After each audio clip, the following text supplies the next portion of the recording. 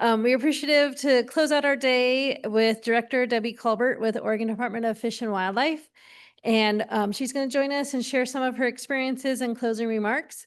And Dr. Colbert's career has included stints in fieldwork as a researcher and numerous leadership positions. And Director Colbert joined ODFW last year, and we are really appreciative that she could join us today.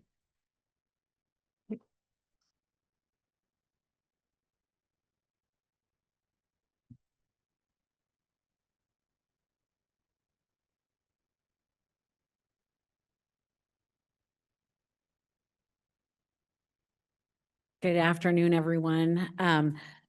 This has been such a great day. I can barely read my notes of what I was going to say because I've been listening and just getting so many more thoughts based on the great panels and presentations today. It's really great to be here with all of you today. Really excited that ODFW could be a sponsor of this inaugural summit, and I hope that there are many more to come and that we can continue to be a part of this. I also wanted to give a shout out to some of the ODFW folks that we've got in the room today. We've got some of our awesome wildlife staff, and then we also have some of our HR recruiters because we're just shameless. I mean, as long as we're on an Oregon State University campus, we're like, yes, we'll bring recruiters too. You know, as I've been listening to the presentations today, I was kind of reflecting on a recent walk in the woods that my teenage son and I took. And, you know, it was one of those like no agenda, no decisions, you know, just kind of losing yourself in the woods, which I think we probably all have that experience in common based on the folks in this room. And, you know, you just get this just as kind of like the stress of deadlines and decisions kind of, you know, kind of pass away. It's like you get this deep sense of connection to the land, to the work that we do, and to the species that we're here to protect. And this summit has given me a similar feeling, just being grounded in something meaningful. It's been a day of science and shared purpose, and it's shown us that to truly care for Oregon's forest and wildlife, we need three things. And if you don't remember them after seeing this slide 700 times today, but it's so true. We have got to have research, collaboration, and management. Those are the things that have to come together. They're not separate lanes. Sometimes they're difficult to get them all, you know, the lanes running together, as our last panel mentioned, but they're deeply connected. And when they come together like they did today, we can create conditions for real lasting solutions and progress. And I want to thank the organizers for creating this space where we've got foresters and biologists, researchers and managers, students and seasoned professionals, all coming together to be curious and to learn from each other. Now, you know, as the state Fish and Wildlife Director, I feel like my name is Debbie. And like Saturday Night Live, Debbie Downer has like, it's just like ruined me, but I can't not spend a minute talking about some of the challenges that our wildlife face in Oregon. And it's some of the things that we've talked about today. Recurring and extended drought cycles, high severity fires, invasive species, habitat loss and land conversion, and just growing impacts from changing climate. And what I think about, especially in this room and with the folks that we have here today, is that these aren't just challenges for wildlife.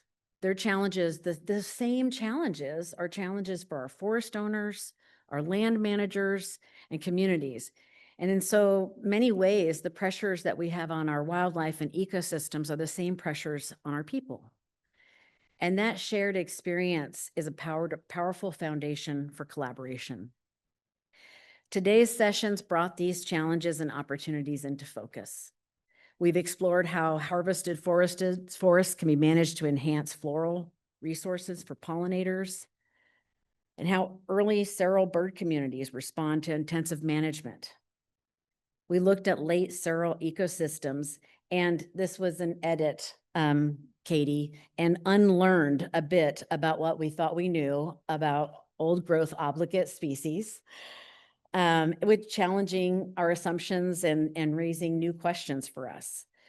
We explored the role of fire. We saw how bird assemblages shift after fire, how stream temperatures and fish distribution are affected by wildfire, and how smoke affects the health of our songbirds. And we heard from our practitioners who are putting research into practical action. And their stories reminded us that the best solutions come from collaboration between those who study ecosystems, those who work in them, and those that manage them. At ODFW, we're tasked for caring for all of Oregon's 850 fish and wildlife species on behalf of everyone. We're a science-based agency, and our work is grounded in research, monitoring, and adaptive management. We monitor the health of populations across the state. We study habitat, climate, and human activity, and how it affects populations. And we use that knowledge to guide our actions, whether it's habitat restoration or hatchery investments or species recovery plans. It's a challenging mission for our agency. And one thing that many folks don't know about the State Fish and Wildlife Agency is that we're really not a regulatory agency. You know, you might think of us as our Fish and Wildlife Commission. They set harvest regulations, right? Hunting and fishing licenses. But when it comes to habitat, which is really kind of where the rubber hits the road for fish and wildlife health, we only own like 1% of the lands in Oregon. And yet, you know, that's where we have some of the biggest lift in terms of sustaining our populations. And it's why, as an agency and as a state, partnerships are so critical. We are not going to boss our way in to improving the health of Oregon's fish and wildlife. We don't have that authority, and it probably wouldn't be the best way to get it done anyway.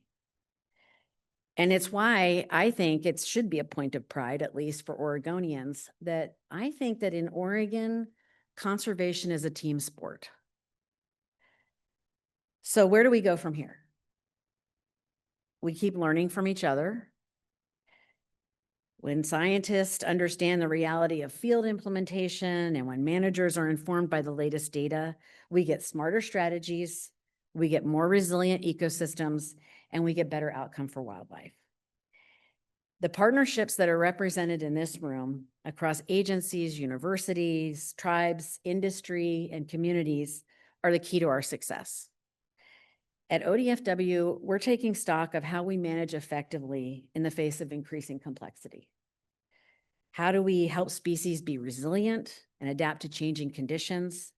How do we support the resilience of Oregon's natural and working landscapes? And how do we prioritize our efforts to be successful? These are questions that we're asking, and we cannot answer those things alone. We need folks like those of you in this room. And so I just want to finish by just expressing my gratitude for the organizers, for all of the just amazing presentations, including my personal new favorite for every agenda, which is the Biodiversity Minute, which like I am in love with that. But just really want to thank you all for the work that you're doing and just the really tough questions that you're tackling as a community. And as I think about the future and I think about my teenage son and his generation, I hope Oregon's always going to be a place where we bring wildlife and people together, and a place that we care enough to act, a place where we tell the stories of our landscape and our species and our shared responsibility. Because in the end, that's what this is all about, connection. You know, this is like, I'm really going a different route than the science talk here. But I mean, this is what inspires me, hearing this work that's being done across Oregon with so many of you. And I just really think that we have to continue to think about the legacy that we're leaving for this next generation, especially in the time of ecological uncertainty that we're seeing. It's easy to get overwhelmed, But today reminded me, and I hope it reminded all of you, that there's a lot of good stuff happening. A lot of good stuff happening. There's momentum, there's innovation, and there's also a shared commitment to stewarding Oregon's forests and wildlife for generations to come. And so I hope that we can all carry some momentum and inspiration out of the room today. And let's just keep doing the hard and hopeful work of, looking out for Oregon's forest and its wildlife. Just want to ask everybody if we can give a final round of applause for our organizers and for all of the awesome speakers that we had here today. So thank you.